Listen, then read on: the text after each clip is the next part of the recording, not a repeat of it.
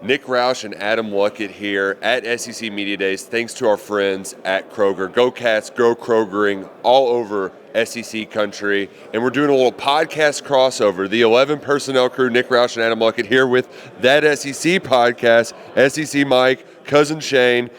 We have a friendly rivalry, I think, well established, and it typically happens because you poke the bear and get Big Blue Nation mad. Are we back in Big Blue Nation's good graces, SEC Mike? Well, it depends. I mean, I didn't realize we were brought to you by Kroger. I'm just wondering, are they going to rename Rupp Arena Food City Arena or anything next? No. Kroger. Well, we can make it Kroger Arena. We can make it Kroger Media Days. It's fine. Name it whatever the hell they want. Go to Kroger, buy your groceries, do whatever you need. Before we talk Kentucky, SEC Mike, I got to ask Shane, because Shane and I, we've had a friendly back and forth. Shane's a big Tennessee Volunteers fan. I owe you a bottle of bourbon, That's which correct. I'll win back at some point, but what the hell's up with Joe Milton? Like, are you in love with him? Because I am out on Joe Milton. I saw him throw that football in the stands. Yes. You can't convince me that he is the same thing as Hendon Hooker. Are you in on Joe Milton or out?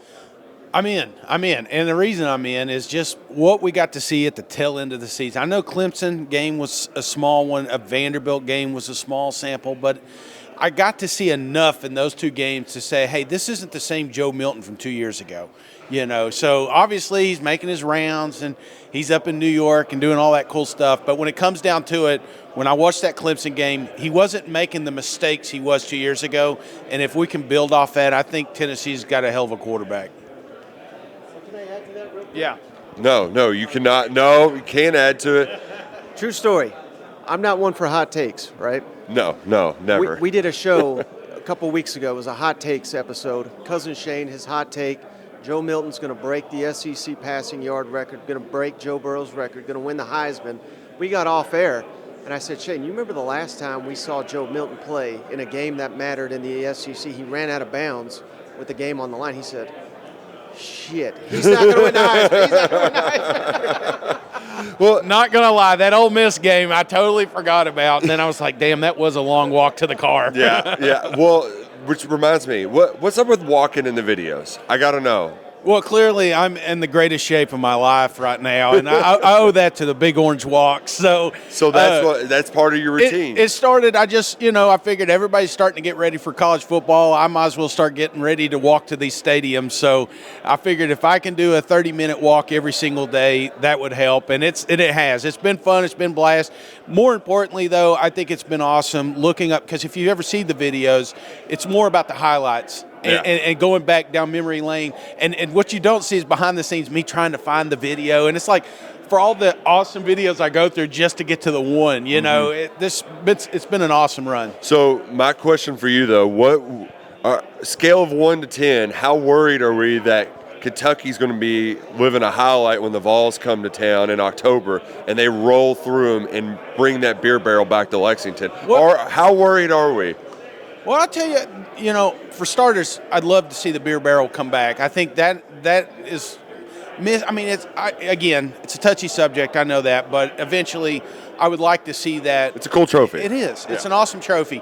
And but as far as Tennessee-Kentucky matchup, you can never count them out. You know what I'm saying? In fact, we're really high on Kentucky with all the pieces that you've added here in the offseason, especially Cohen. I think you got a hell of a quarterback. Everybody. There's been a few guys in here, thinking Will Levis wasn't as good as he's supposed to be. But I think this, mainly Mike, if you're looking at his rankings. So I've got a pivot here. Did you really pick Alabama third in the West? In my official ballot, yes, I did. Did you and Nick Saban have like a backroom meeting? Are you going to get part of the trophy? You become the rat poison guy? You are the rat poison guy this year. Well, I know Paul, so I finally got that invite to the Terry and Nick Society Lake now? House. Yeah, so that's my motivation right there. You all dress up, put rat masks on, and just providing the poison for Nick Saban. Processed T-shirts, just walking around. No, but I truly think Alabama at Kentucky, I think that's the biggest trap game in the entire SEC. I'm not ready to outright predict a Kentucky win, but if Kentucky's as good as I think they can, if they can shore up that offensive line, Ray Davis, Devin Leary, he just mentioned, Liam Cohen, all the pieces are there. Alabama, they're not the same team on the road. For whatever reason. I think it's because Nick Saban's got a decaying dynasty, as I call it. He's still the greatest of all time. I'm not trying to take away from anything, but I think that's the game. Kentucky fans, they're going to show up. That's going to be the defining game of Mark Stoops' career. You make a great point there. You pull up Bama's against the spread numbers on the road. Now, this is where the smart guys in Vegas think the number you should beat. Are you overachieving? Are you underachieving? They're like, I think 2-7, I believe, in SEC or all road games in general because they didn't cover at Texas last 2 years. Just they're not even coming close to. They're underachieving a lot more than they're overachieving, and I guess that. Well, and they got LSU the week before, if I'm not mistaken. It's a big LSU game. That'll probably be the CBS 8:00 game. But you mentioned a name there, Mike. What are you? I know you're a popular guy here at this event. You're talking to people from everywhere. When they talk about Kentucky, is Devin Leary the name? Like, is that like the hot button name that people bring up? That's like, are people even talking about him at all? Not a lot, because I think a lot of SEC people don't watch ACC football, and for good reason. There's only about one good team in that league. Yeah. But I have gone back and watched Devin Leary, and I think he's phenomenal. I think that is an upgrade. We all know I think that's an upgrade, but due to Will Levis moving on to the NFL. Hey, you're in his town right now. Be careful. I know. Apparently, he's going to be at this party I'm at tomorrow night, so I may get punched in the face, but I'll still say it. I think Devin Leary is an upgrade over Will Levis. So, yeah, that's a big part of it. I think Devin Leary is a great, great quarterback. It does feel like, too, that Kentucky performs better when they are more under the radar. Yeah. Whereas last year there was a lot of expectations of this. And this year there's not a whole lot of buzz, and for some Kentucky fans, they don't like that. But I know Mark Stoops, he loves being chip on our shoulder guy. So we're going to hear from him Wednesday afternoon. We'll see if he's got the chip back on his shoulder. But And I got a question for Shane. Okay. I've already asked Mike this, and I think it's a good question for him because it's over we just heard his 400 true pounds. Joe Milton thoughts. Halloween weekend, Tennessee comes to Lexington. Yeah. Who's starting at quarterback? Joe Milton or Nico? the volleyball player, as we like to call him. Dude, I'm all in on Milton. Yeah. I don't get me wrong. I think Nico's going to be awesome player for the University of Tennessee, but if he's the quarterback at Halloween, then something happened. Something bad happened in Knoxville. It would be a real shame. So, if you guys know me, I try to spin more optimistic, and optimistically, I think Milton is the guy finishes out his senior season. How quick do you think it would, or what would it take to get that maybe public perception turned on him at Tennessee? It's like if they're not scoring 45 points against Florida, are people going to be upset? What do you think it would take to? Right now. And they're going to put this on Joe Milton too, because I think Florida's going to suck. I think they're going to be the 6th team in the East. That's where I'm voting them. But if they lose in Gainesville, I know that's a house of horrors for Tennessee, but Florida's not going to be good. Joe Milton has already come out. He's already running his mouth. I don't know if you guys have seen it. He says, I don't lose in Florida. Well, buddy, he's never won down there either, as far as I know. So why the hell are you talking about you never lose down there? If he has an awful game, multiple turnovers, the fan base will start to turn on him. Yeah. Oh, no. And Pressure point, that's that Florida game. Florida, yeah, because they should beat the hell out of Florida. there's nothing I want more than a quarterback controversy on Rocky Top. It would just, chef's kiss. It would be the best thing to happen to us since the last time Kentucky beat Tennessee, which is always a great year. Hopefully that happens on Halloween weekend, and hopefully you're tuning into that SEC podcast. We always enjoy hanging out with Cousin Shane, with SEC Mike. And again, I want to thank you again for the bourbon bet, even though you didn't bring it with you today. I know it's coming, and I'm telling you, that's the toughest part. You know, on our show, we have a lot of loyal Kentucky listeners, and it's one of the worst experiences going to the package store, picking up bourbon or whiskey that you're not going to drink. You know what I'm saying? It's not a lot of fun, but it is fun hanging out with you guys. Absolutely. We appreciate you all coming on, hanging out with KSR, and appreciate y'all shopping at Kroger too. Y'all are the best Kroger shoppers this side of I need to stay off aisle 2, you know? It's Krogering through Radio Row. We ran into our friend JD PicKell from the Hard Count. You're subscribed to the KSR YouTube channel. You got to subscribe to the On 3 YouTube channel too to see JD, to see Andy Sables. Lots of great content there that they're making down here at SEC Media Days. And JD, this is your first SEC Media Days. Impressions? Feels like college football Twitter, but all in like one hotel lobby room area. Like it's wild. It's so fun. It feels like it's the calm before the storm of college football season, but it's anything but calm. But it's been a blast, man. Anybody and everybody's here, and it's been phenomenal to be here. It has been a lot of fun. Haven't had the biggest fireworks yet in the media room, but still people are talking about we finally get to talk about what's happening between the white lines. We're very excited about it. What team do you think is maybe not getting talked about the most that should be getting a little bit more street cred here at SEC Media Days? Well, we are talking KSR right now, and so this is not pandering, but I'm trying to understand while there was so much buzz last year around Kentucky with Will Levis, and then in my mind you upgrade from a resume perspective with Devin Leary throwing 35 touchdowns on 5 picks in 2021, and the buzz around Kentucky seems to be a little bit more hush-hush than it was a year ago. So I'm looking at Kentucky, I'm like, I don't know if they win the East, but I feel like they're one of those premier hurdles with them in Tennessee against Georgia. So I think Kentucky deserves some more love is what I'm trying to say here on the KSR YouTube channel. They got South Carolina. That's what happened. Shane Beamer came in, does the dance. Maybe not. Yeah. He's got some rhythm. He's got some juice. We'll agree to disagree. It is what it is. But yeah, I'm very interested in, because you bring up a good point. Like in December, like Kentucky lands Devin Leary, and it's a big deal. And we get here, and it's just been not much talk about him, or really any other quarterbacks. It's been kind of a big picture, I think, theme this week with NIL, Texas, Oklahoma coming, and all of the other stuff, non-ball stuff, I would say. Yeah, it's wild, and it's kind of, in some ways, you're like kind of waiting for something to drop. Like it's like calm, almost too calm. And we're waiting for something to happen. Exactly. But the refreshing part of it's like, okay, well, with that kind of behind us, or not really on the plate, we're looking more and more to what's actually going to happen, like you said, between the white lines, which is what we're all here for. So it's fun to talk ball. Yeah, we're recording on Tuesday. We've heard from almost half the teams. If anybody caught you by surprise, or any surprise or interesting development so far this week? I think Jimbo Fisher talking about winning 10 games. And I mean, Jimbo Fisher, there's no weak opinions on him. You either love him or you hate him. I personally just love the way that he is in the media, like whether he's trying to have a poker face or not. There's never really much of a poker face with Jimbo Fisher. So I thought he was great. But it's funny because I feel like for us, the goal is to come away with them having said something, right? And for a lot of these coaches and these players, their goal is to come away having not said anything. And so it's this back and forth that is going on at SEC Media Days. It really is a battle. It's good versus evil. An unstoppable force meets an immovable object here at SEC Media Days. Here we are. In the West, you mentioned A&M. It feels like there is, in the East, it's Georgia and then a bunch of other guys who are playing for second.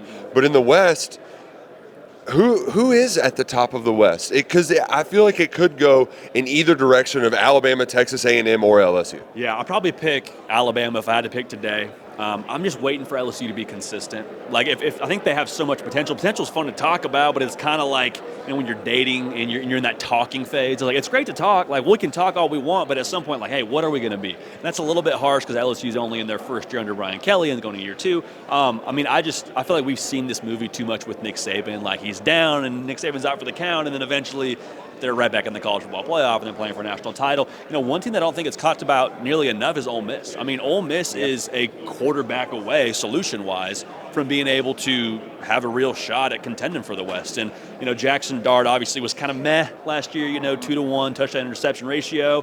They're bringing Spencer Sanders, bringing Walker Howard, and glass half empty Ole Miss fan would say, well, great, nobody can beat out Jackson Dart.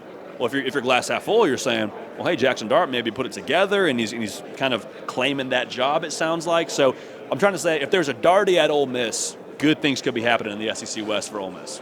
It's when you mentioned all the quarterbacks you rattled off at Ole Miss, between that and the way that they finished last season, I don't know what to expect from them. I can't trust them. Maybe the Green Wave come in and bowl over at Vaught Hemingway Stadium. I don't know, but it's going to be fascinating. They're going to be entertaining, just like A&M's going to be entertaining. We've seen the Bobby Petrino story time and time again, too many times at U of L, and it could be really fun in year 1. It's year 2 and 3 is when things get shaky with Bobby Petrino. Yeah, interesting thing for me, JD, be interested to see if you agree with this. Everybody's chasing Georgia. We all know that. But you have this really healthy middle class, I think, in the league. And I would throw Kentucky. I would throw Ole Miss. South Carolina's doing some good things. I would throw all of these. Arkansas I would throw in there. And it feels like LSU and Alabama are on that second tier. but it feels like the middle class is not far away from them. It feels like we're entering a year where we could see like a lot of parity in the league, in a league where we don't necessarily see a lot of parity. I mean, we talked about it with LSU. They got to be consistent. They took a fat L to Texas A&M, and I think that's such a good point with the SEC. Like, you have this perceived tier for us with what LSU is, and I think LSU won like 3. I mean, they were 9-3. They were 9-3. 9-3. They were 3-1, I think, in one-score games. So it's like, if a couple of those games break differently, like, how are we talking about LSU today if some of those games go a different way? So no, I think it's an excellent point. I mean, Kirby Smart, I think, is on the front end of this thing every single week, saying it is hard to win in the SEC, whether you're at Kentucky, whether you're playing Missouri. Like, it does not matter if you are not bringing your A game. Like, you're going to end up on the wrong side of things. So I think it's a testament to the league and a testament to where direction of college football is headed in this conference. JD, where would you rather vacation, the Amalfi Coast or South Haven, Mississippi for travel baseball tournament? Man, am I on a polygraph test right now? No, you're not. It's like Kirby Smart South test. Haven, Mississippi. Amen. Kirby. They know ball in South Haven. I don't know if they know ball over in Italy. Kirby gave us a few moments of levity. Hugh Freeze said program at least 17 times while trying to put me to sleep. So we are in the thick of it at SEC Media Days. It's your first time here. We're happy to connect with you. And we're happy that you are subscribing to the On 3 YouTube channel right now to hear the hard count from JD. Are we going on 2, 3, Omaha? I mean, I guess the hard count, it could be. There's so many. You know, situation is crucial. You go down in distance, you look at the clock. I mean, where are we in the game? I like to go on 2 personally. I think going to go hot, and then you catch them. That's my own personal take. I also like the Jalen Hurts Philadelphia Eagle just silent count. Just get up to the line. Yeah. The tush push. You got to have some versatility. You got to be versatile. And you got to subscribe to the On 3 YouTube channel, the KSR YouTube channel. Check out JD. Go Cats and go Krogering. We're happy to be joined today by a new member of the team. He's been to many SEC Media Days before, but now he's rocking the On 3 hat. It's Andy Staples. Subscribe to the On 3 YouTube channel. Podcasts everywhere you get it. His show's there now. Go listen to it. Go watch it. Go subscribe to it. You've done this many a times. Yeah. Do you have a favorite SEC Media Days? Have you ever gotten scolded in the media room for asking a question to a coach? No, I did. Before I knew Cole Kubelik at all, I made fun of him on Twitter for the way he asked a question. Oh. And then he came to me the next day. This was years and years ago. And he's like, that's kind of mean. And I'm like, you know, this guy played center at Auburn. He could probably kick my ass. I probably need to be nicer to him.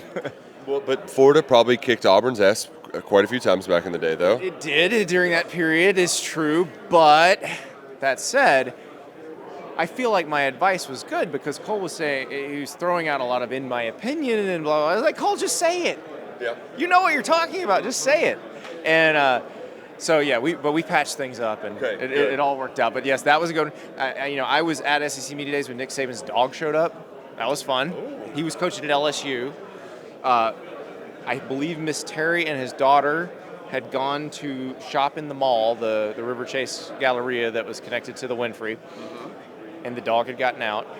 And somehow the dog got down the elevator, up the escalator, and into the big room at SEC Media Days. I don't know how that worked. That feels very SEC specific. Like, only at SEC Media Days can a dog get loose, just of the greatest coach ever. Yeah, a dog can just sniff out greatness, and that's where it winds up. To get saved, you just got to ask him about 12 personnel. That gets him going. But Andy, I'm hoping you can help me with this. Okay. Because I got a word salad I'm trying to get through. Is Jimbo Fisher calling plays or not? Has he answered the question? Has anybody got him on record? So, does Bobby Petrino know if he's calling plays or not? Yes. Okay, Bobby Petrino knows he's calling plays. And here's what Bobby Petrino will say if Jimbo Fisher were to come to him and say, Bobby, I want to call plays again. That's awesome, Jimbo. The checks still come, right? They still cash. So that's what's going to happen. He's calling plays. He's probably the one person who can tell Jimbo where to stuff it if Jimbo decides to just yank it back. But it is strange to me because you don't have to do that. Like, if you're Jimbo Fisher, you can come and say, yes, we hired Bobby Petrino to call plays. We're very excited. Everybody's working great together. No one can disprove that. We're not in your meetings. And so you'll play games, and you'll either be good or you won't. So we'll know if it's working or not.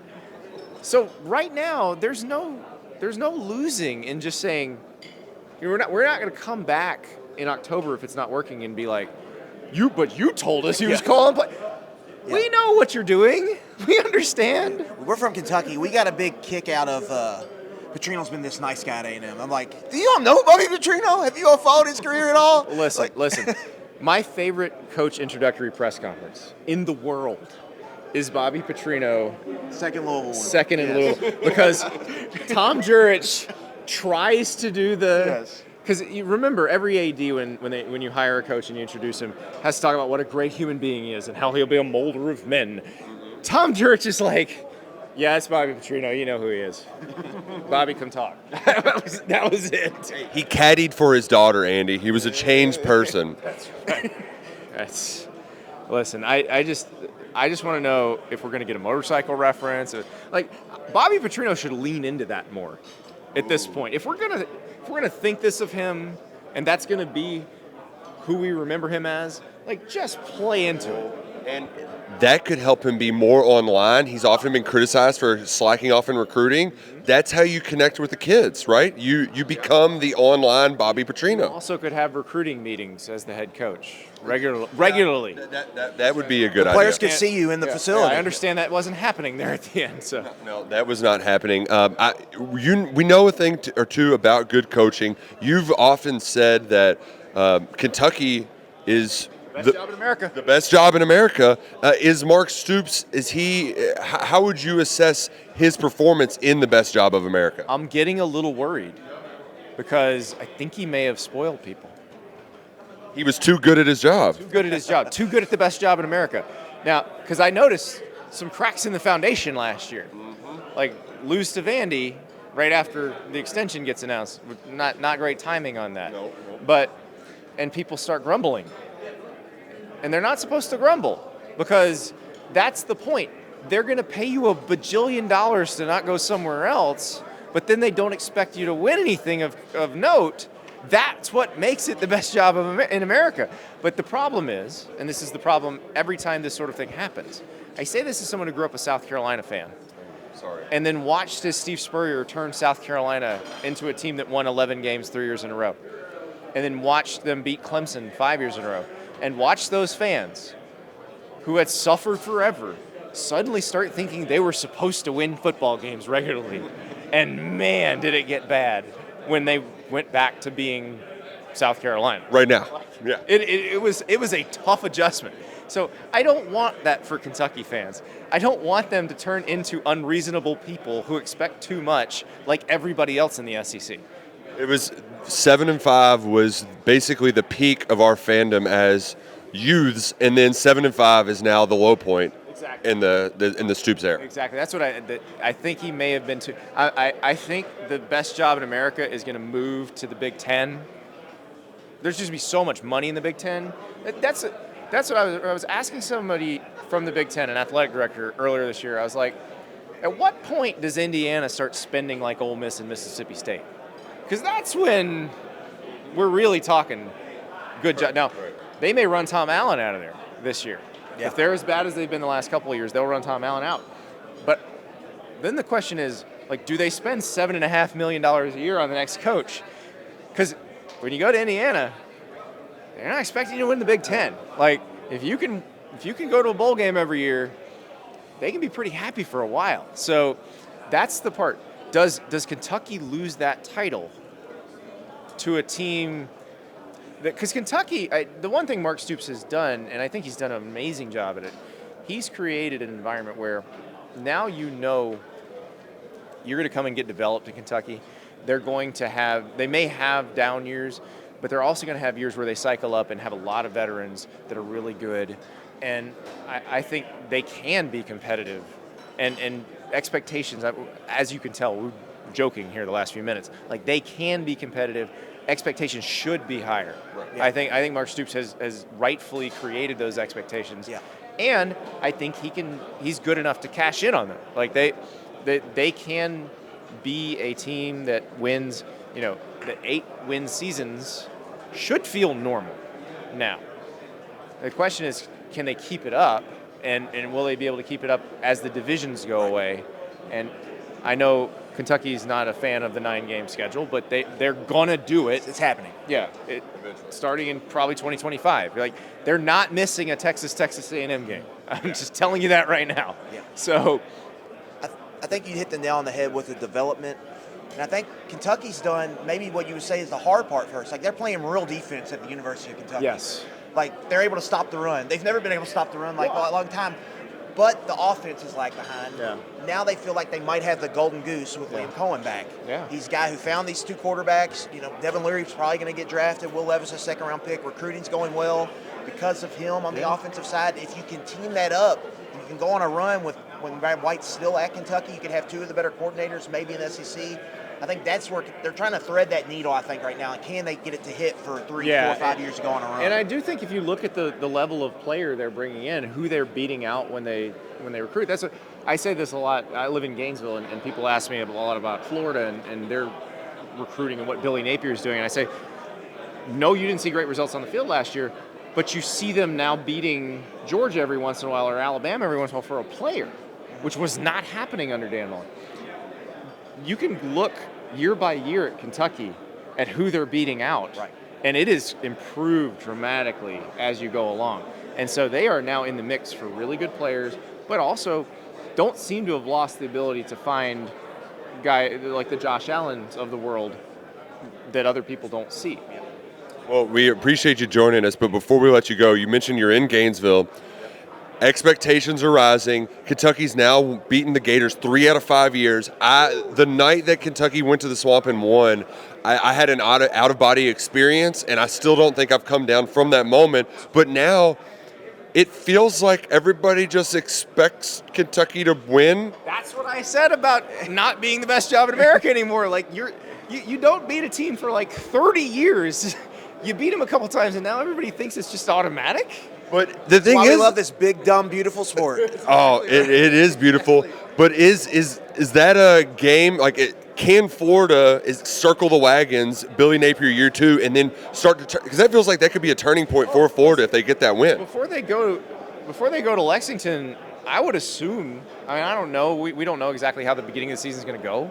But before they go to Lexington, I would assume Billy Napier is going to be able to get up in front of the team and go, nobody thinks you guys can win here. Like, which is It's so weird. like you tell Steve, go find 1998 version of Steve Spurrier and tell him that's going to happen. And he's just like, what? They got a lot of punters out on the field. Oh, it's a wild time to be alive, and we're loving it all at SEC Media Days. Andy Staples on 3. You can find it wherever you get your podcasts. Subscribe to On 3 YouTube channel and visit Kroger because Kroger's the best. Go Cats, go Krogering.